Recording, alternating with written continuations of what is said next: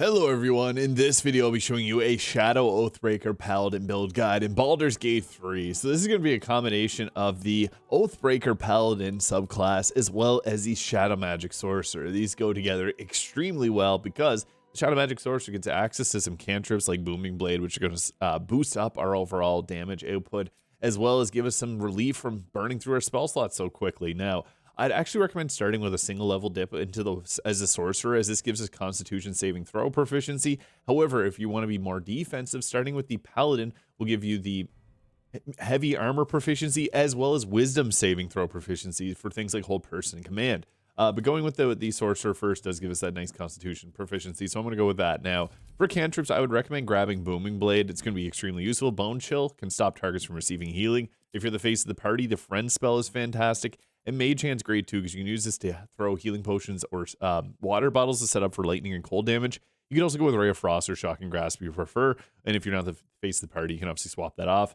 I would actually recommend having the Shield spell, because this is going to give us a big boost to our defense. And Magic Missile is nice too for the guaranteed hits, as this just gives us guaranteed damage.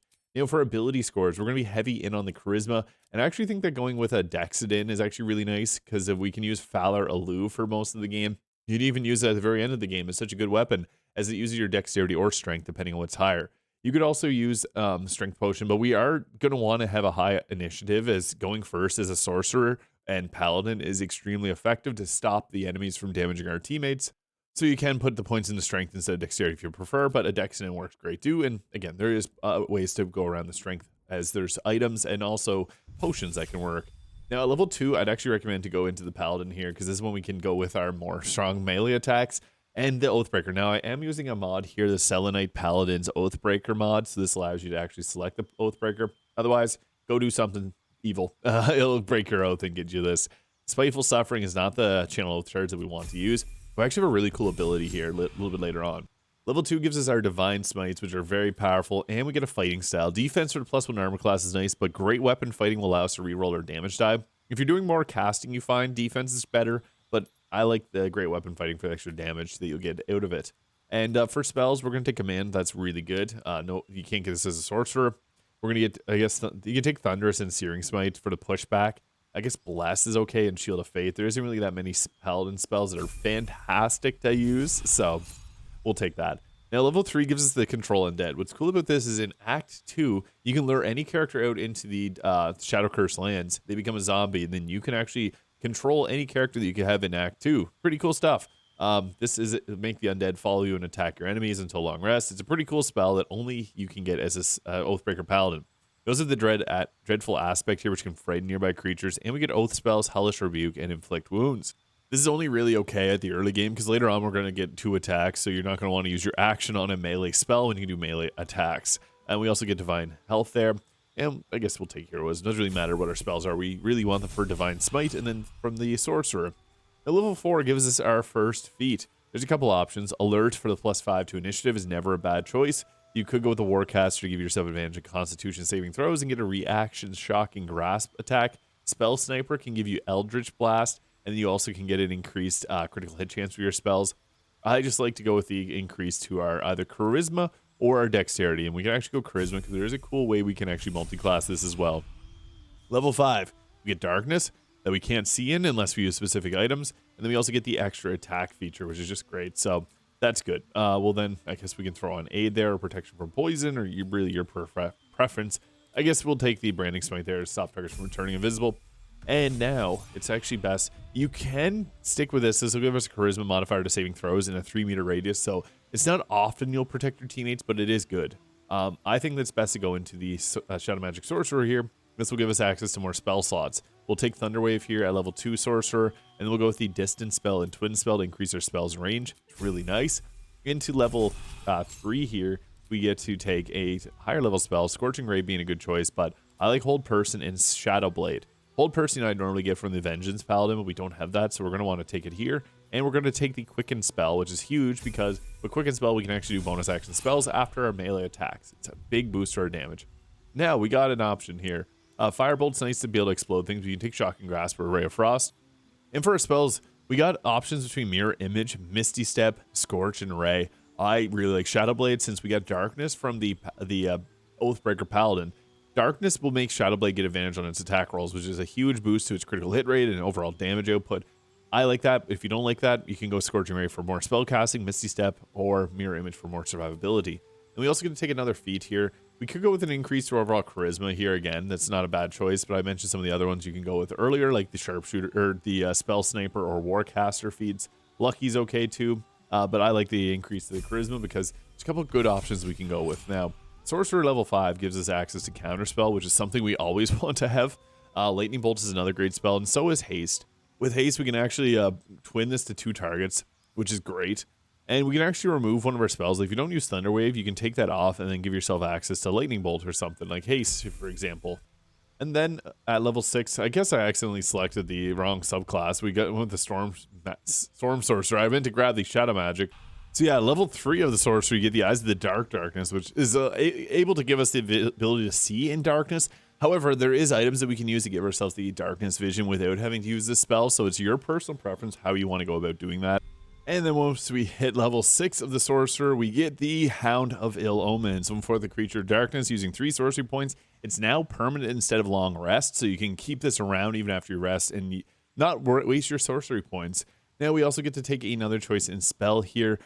So we could go with even back down to Scorching Ray or Fireball or the Haste spell. I like Fireball just for coverage, a huge area of effect.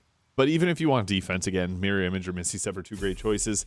Now what's cool about this is we got one really powerful option to go, or we have 3 options we can go with. So we can do a 5-7 split here and take the Ice Storm spell and do this as a bonus action because it sets up difficult terrain. The enemies can slip and lose their turn. This is a really defensive way of doing it. I guess another defensive way of doing it is taking the 1 level into, or taking 6-6 split and getting the +5 from our charisma modifier onto saving throws. It is a 3-meter radius, just a heads up on that, so you're not always going to be protecting your teammates, especially if you run ahead to Divine Smite somebody and you have casters that are laying back. But this is really good. I won't deny it. It's just a little bit tricky to use sometimes. And my other recommendation is we can add in the Hexblade Warlock. This is great because then this gives us charisma scaling on our weapon. We can then take, I guess, the Armor of Agathis spell and Hex. We also, I guess, could get the Shield spell, which we normally have access to from the Sorcerer. And then we got like Bind Hex Weapon, which allows us to use, again, Charisma modifier and apply the Hexblade's Curse, which gives us increased critical hit chance. And with Shadow Blade, it's actually doubling. It's a 10% increase to our critical hit chance. Huge boost to our crit chance. So a very powerful option. But this really just depends. If you don't add in the Hexblade, I also like to go with just the... My personal preference is actually the going with this for Ice Storm. You get more spells. But obviously this is a good split too because getting your saving throw benefits are nice. It's just a choice between those two. I like to go with this for the bonus action Ice Storm. And the armor that I'm using is Skirbie's Dark Knight Progressive Armor Set. This is just for the aesthetic purposes because I think it looks awesome for a Shadow Paladin. Now for actual base game gear, this helmet here is with the Oathbreaker wears and it looks awesome with a bunch of different dyes. But this is the Gold Gloss Heraldic Helm here, giving a +1 in Constitution saving throws. Actually not a bad benefit. The best true helm would be either the Helmet of Arcane Acuity or the Helm of Baldur in there, but Haste Helm early game is nice too. I'm just going to have this on for thematic purposes. Now, we also got the Cloak Protection for the +1 to armor class and saving throws. You can use the Deathstalker Mantle if you're a Dirge, that works great too. Armor of Agility, since I went and started with the Sorcerer, we don't get heavy armor proficiency. But if you have heavy armor proficiency, you can go with a wide variety of different ones, and you'd probably prefer to go strength-based in this build. But this gives us like the Armor Persistence here as an armor choice if you went with the heavy armor, or even the Dwarven Split Mail, which gives you a boost to your Constitution. I like the Armor Agility, so we're rolling with that. We also got the Helldust Gloves here, giving a bonus to spell attack rolls and spell save DC, and we'll deal fire damage on our attacks. So this is kind of an all-in-one because we spellcast and melee attack. And then we also got the Boots of Stormy Clamor here, which will apply 2 turns of reverberation when we apply a condition. And we apply conditions pretty frequently because we can set up ice surfaces and we can surround enemies. Now, rings that actually fit very well here. The Shadow Cloaked Ring will give us the ability to get additional 1d4 of damage on lightly or heavy obscured targets and creatures made of shadow, which we're setting up shadows, so that works. We also can hold a concentration on darkness and get the Strange Conduit Ring to add a 1d4 of psychic damage onto our weapon, which is great too. And we also get the Amulet of Greater Health here for better survivability. I have the Sword of Chaos. This is great because it'll heal you, and you can actually use... Instead, you could use the Perioptive Wound Closure, because with the sword here, you'll then do 6 health points per attack, because you get the max rolls of healing, so it's pretty cool. Now, you could also throw on, because we do have some pretty powerful spells like Hold Person and Command, so if you don't want to use that, You could go with the Ban the Mystic Scoundrel, because then you get free commands as a bonus action, which I really like. Now, the reason also that I chose to go with the Sorcerer is that gives us one level 5 spell slot here, and instead of going with something like the Warlock, which would limit this, we could actually go ahead here and take a staff, and then go with the free cast that the staff gives us, and then go with a free Shadow Blade at level 5. This is going to be the upcasted version. This is the highest melee damage that we can possibly get, and it's going to do a 4d8 of damage. You can see there upwards of 50 damage per attack, and on lately or heavily obscure targets, we get additional 1d4, and it's going to be psychic damage.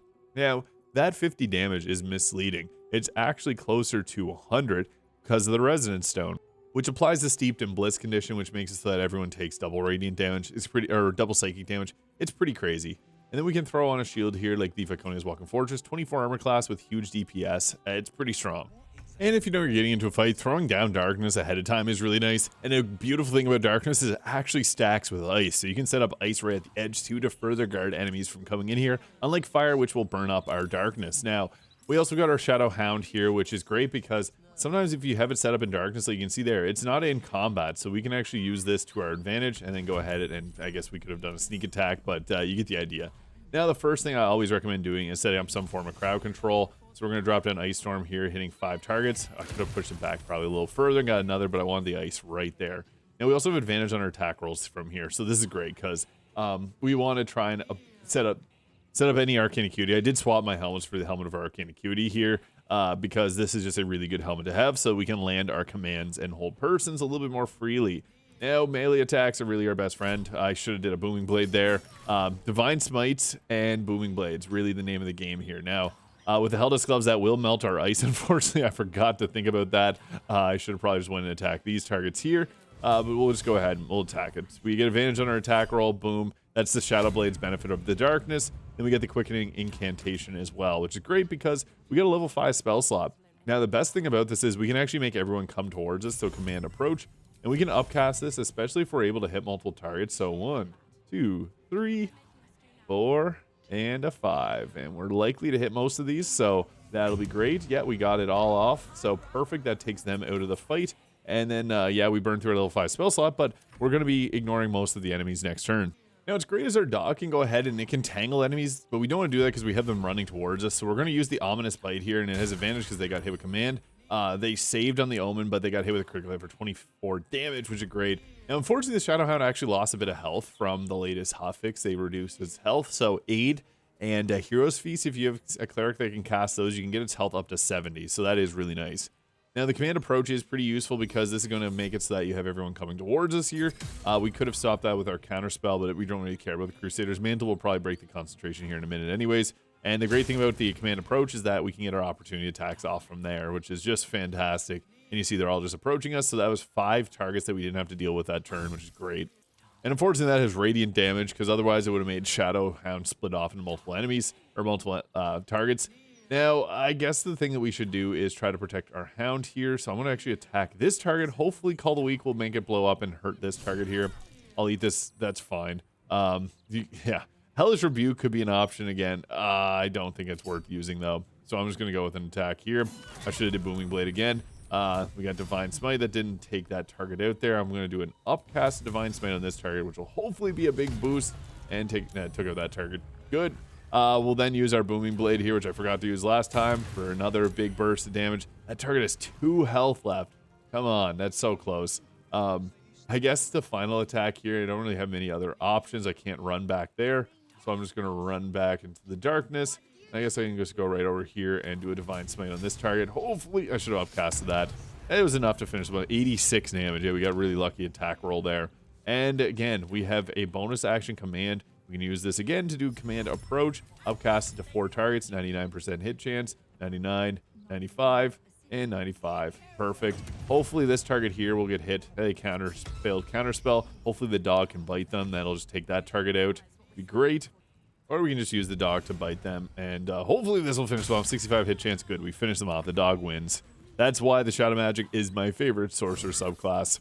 And they get commanded to come right to our face, so then we can go ahead. We still have a level 4 spell slot, so if we wanted to drop Ice Storm down, we theoretically could. We'll do a Booming Blade there, because that's going to be more than enough damage. And go ahead here. Now, the Shadow Magic Sorcerer, very powerful. guess there's one last target here to finish off with a booming blade. Yeah, the Shadow Magic Sorcerer just adds so much to the Paladin, especially in patch 8, giving us the Shadow Blade and the Booming Blade abilities. This is a powerful one. Shadow Oathbreaker Paladin in Baldur's Gate 3. Let me know your thoughts in the comments. Hit the subscribe button below if you enjoyed, and we'll catch you all in the next video.